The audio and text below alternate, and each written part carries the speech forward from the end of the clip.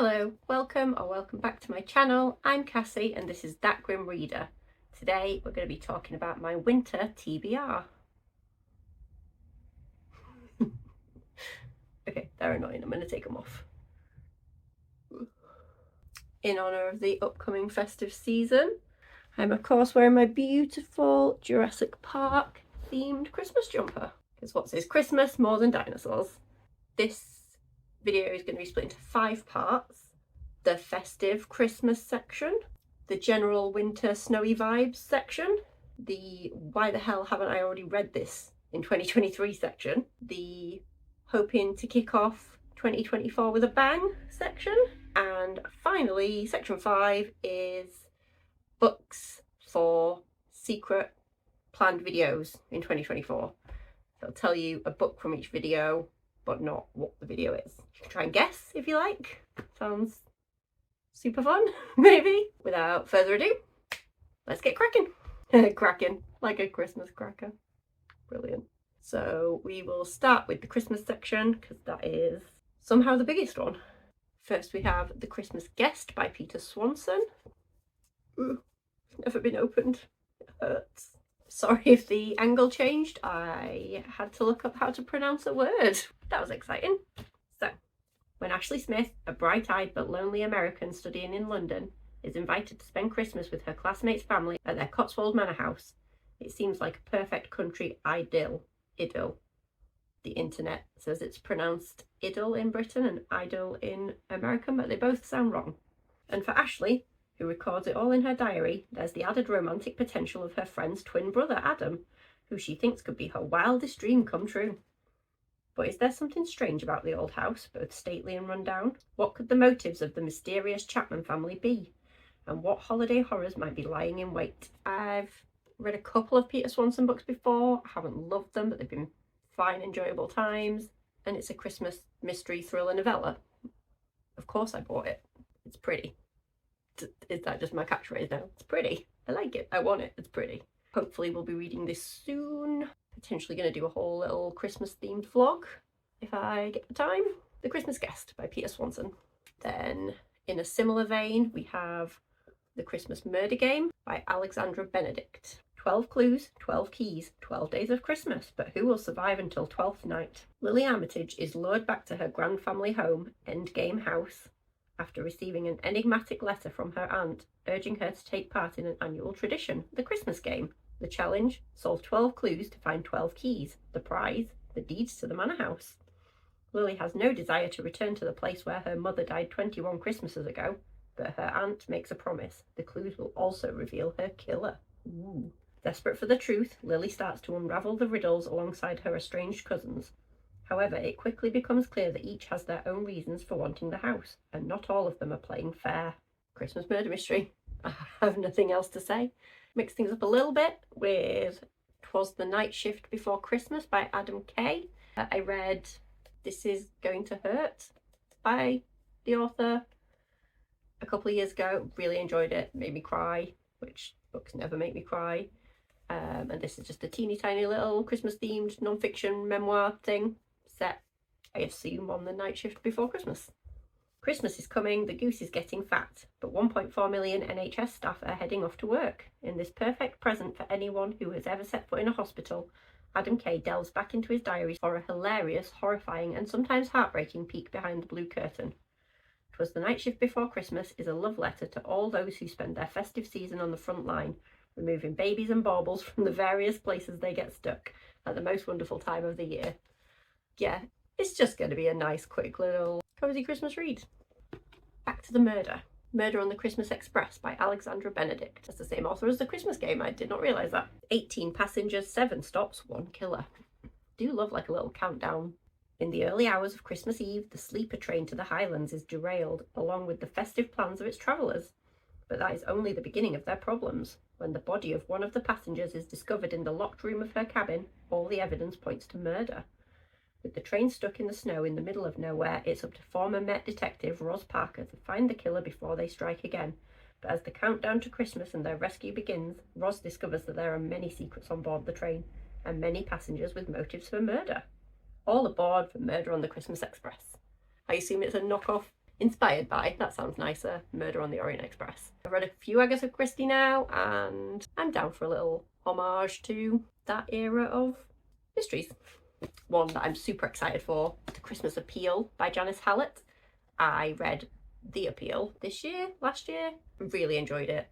Mixed media, always a fan. Think this follows the same characters. I can't remember anything from the first book anymore, apart from like one of the big plot twist reveals, so hopefully that won't detract from the experience.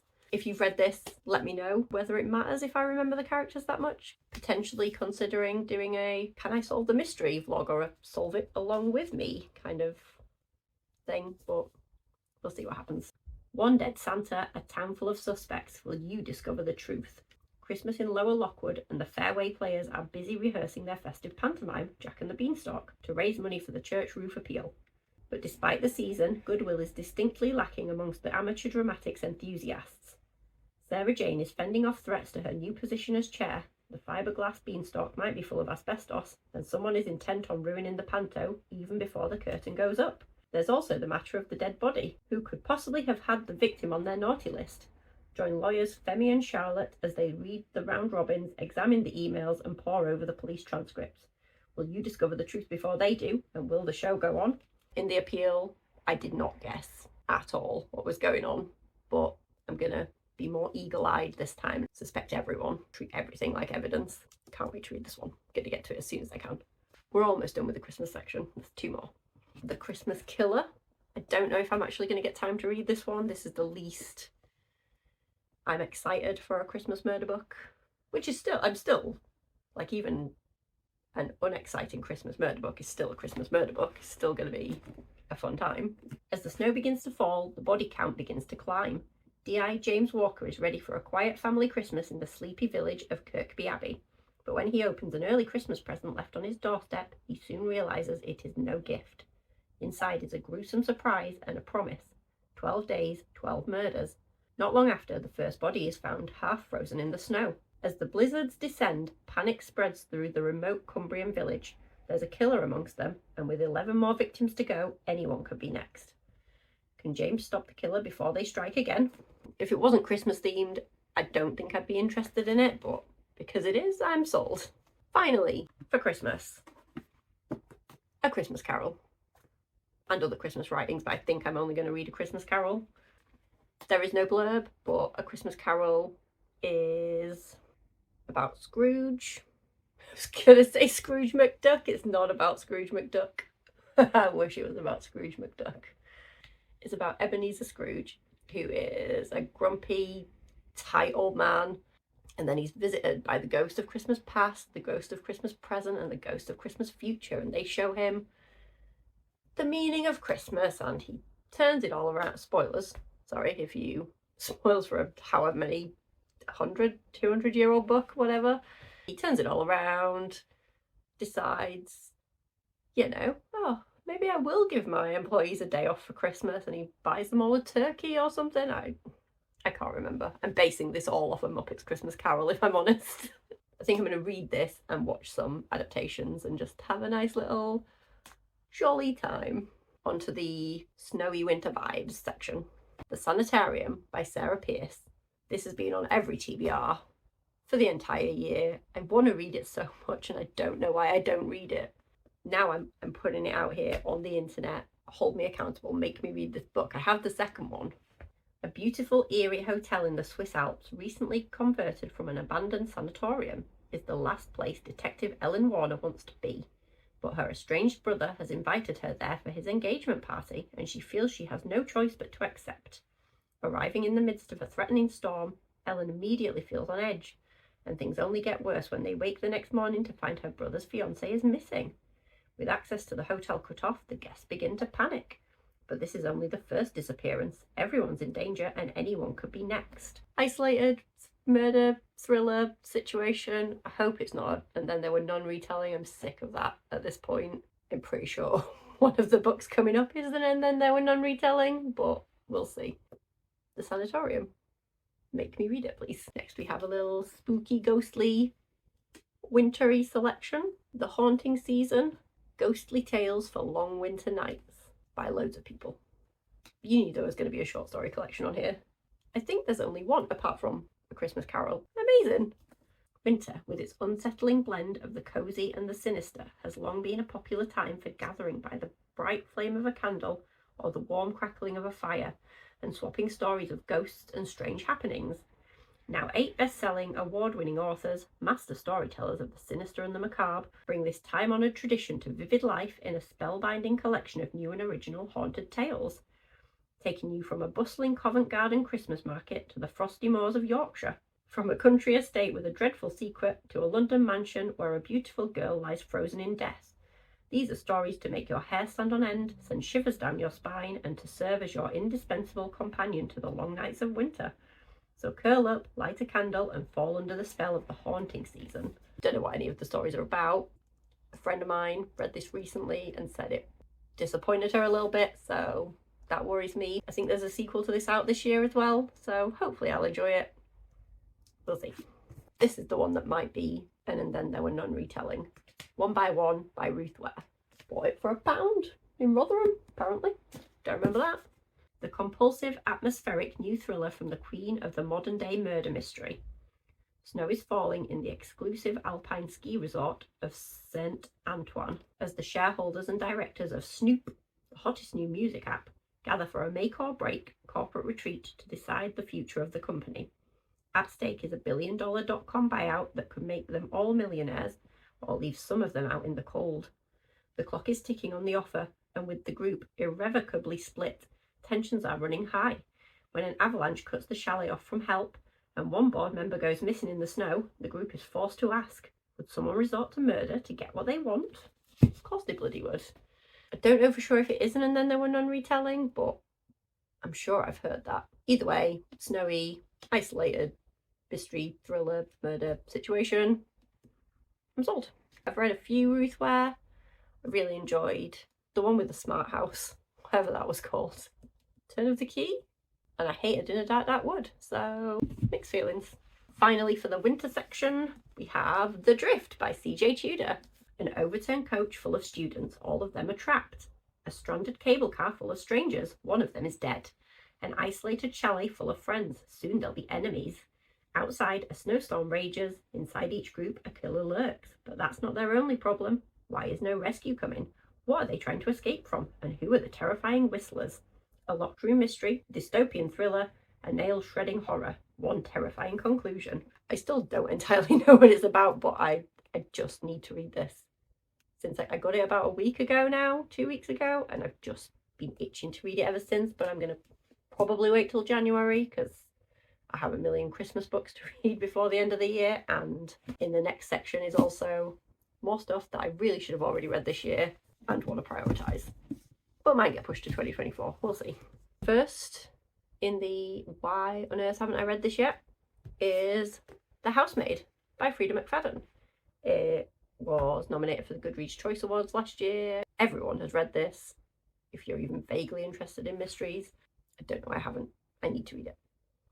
Every day I clean the Winchesters' beautiful house. I collect their daughter from school and I cook a delicious meal for the whole family before heading up to eat alone in my tiny room on the top floor. I try to ignore how Nina Winchester makes a mess just to watch me clean it up, how she tells strange lies about her own daughter, and how her husband seems more broken every day. But it's hard not to imagine what it would be like to live Nina's life. The walk-in closet, the fancy car, the perfect husband. I only try on one of Nina's pristine white dresses once, but she soon finds out, and by the time I realise my bedroom door only locks from the outside, it's far too late. But the Winchesters don't know who I really am. They don't know what I'm capable of. I've heard a lot of people talk about this, but not in terms of plot. I don't know very much about it, which is good. That's how I like to go into my books, so hopefully get to that one soon. Nothing to See Here by Kevin Wilson. Lillian and Madison were unlikely roommates and yet inseparable friends at their boarding school, but they've barely spoken since, until now when Lillian gets a letter from Madison pleading for help. Madison's twin stepkids are moving in with her family and she wants Lillian to be their carer. However, there's a catch. The twins spontaneously combust when they get agitated, flames igniting from their skin in a startling but beautiful way. I mentioned this on my end-of-year book tag. I think I can make it be linked up there if you want to see it, if you haven't already. I feel like I'm going to adore this book. I don't think I've seen anyone dislike it, and I want to read it. And another carryover from the book tag is Daphne by Josh Malerman. As I said in the previous video, I borrowed this from the library a few times and never found the time to read it, so I just bought a copy because it's another book that I feel like I'm going to love. For Kit Lamb, it's the last summer before college, the last summer with her high school basketball team, the last summer before her life begins. The night before the big game, one of the team tells a ghost story about Daphne, a girl who went to their school and died under mysterious circumstances.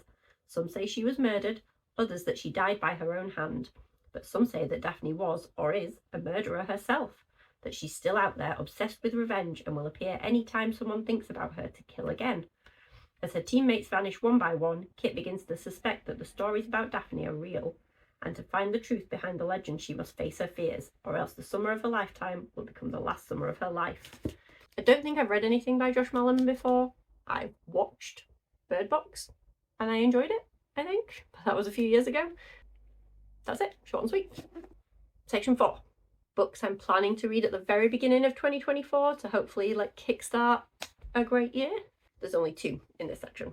Lonely Castle in the Mirror by Mizuki Tsujimura, I believe. Would you share your deepest secrets to save a friend?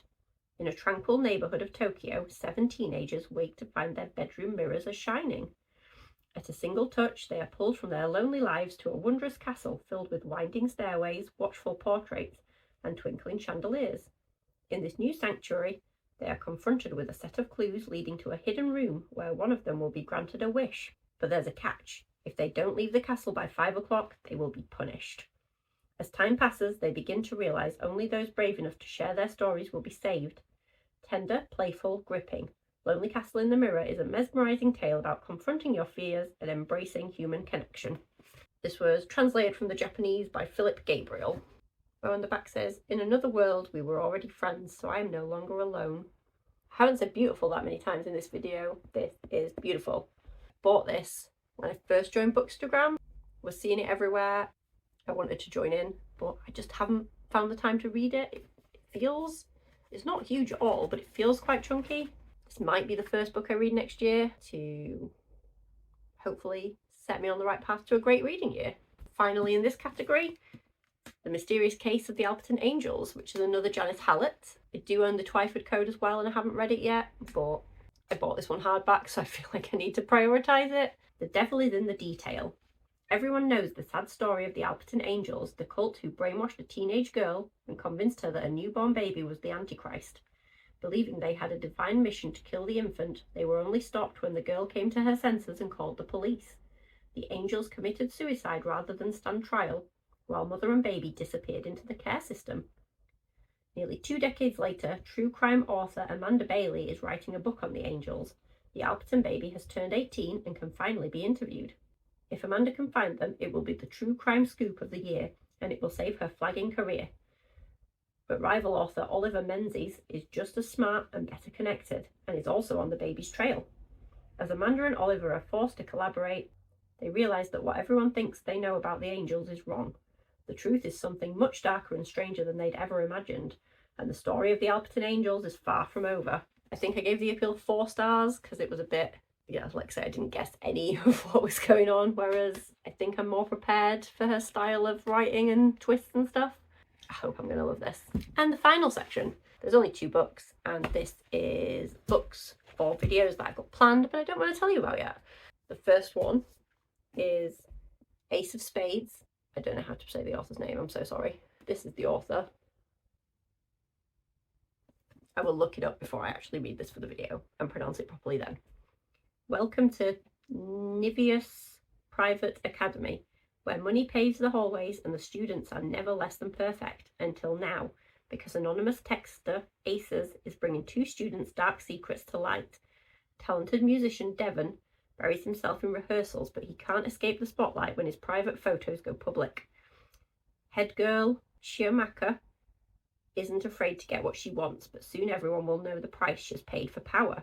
Someone is out to get them both, someone who holds all the aces, and they're planning much more than a high school game.